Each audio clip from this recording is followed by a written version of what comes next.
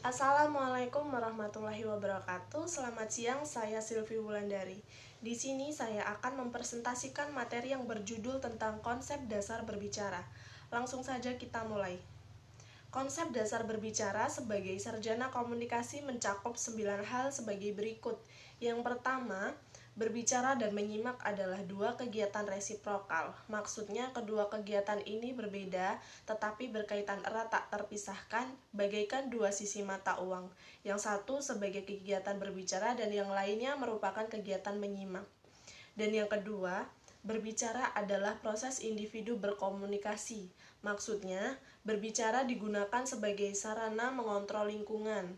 Dan yang ketiga, berbicara ekspresi yang kreatif. Artinya, berbicara tidak sekedar alat mengkomunikasikan ide, tetapi juga sebagai alat utama untuk menciptakan, memformulasikan ide, dan memanifestasikan kepribadian seseorang. Dan yang keempat, berbicara adalah tingkah laku. Maksudnya, berbicara mampu mencerminkan atau merefleksikan kepribadian seseorang. Berbicara dapat direkam kepribadiannya secara umum. Dan yang kelima, berbicara adalah tingkah laku yang dipelajari.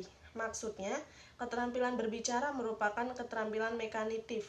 Semakin banyak pelatihan akan semakin baik atau makin disukai. Oleh karena itu, proses pelatihan keterampilan berbicara mencakup pelafalan, pengontrolan suara, pengendalian diri, pengontrolan gerak-gerik tubuh, pemilihan kata, kalimat dan pelafalannya, pemakaian bahasa yang baik dan benar, pengorganisasian.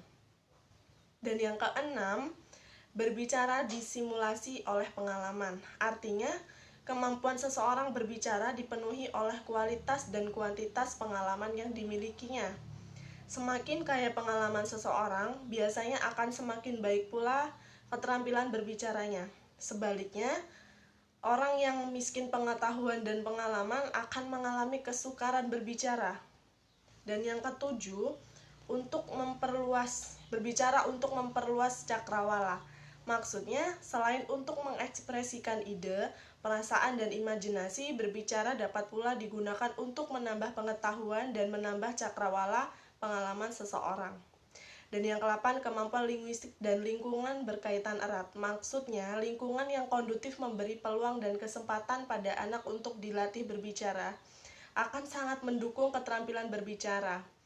Sebaliknya, lingkungan yang tidak bisa kondusif tidak memberikan kesempatan seluas-luasnya pada anak untuk berlatih berbicara akan mengakibatkan anak menjadi pemalu, kaku, dan kurang mampu mengekspresikan diri secara lisan. Dan yang terakhir, yang ke-9, berbicara adalah pancaran kepribadian. Maksudnya, untuk mengidentifikasikan kepribadian seseorang dapat digunakan sebagai cara satu. Salah satu diantaranya tinggi rendah nada, kecepatan suara, dapat dijadikan indikator keadaan emosional seseorang. Kestabilan atau kepribadian seseorang dapat diketahui melalui cara bicaranya. Nah, mungkin hanya itu yang dapat saya sampaikan. Kurang lebihnya saya mohon maaf. Saya akhiri. Wassalamualaikum warahmatullahi wabarakatuh.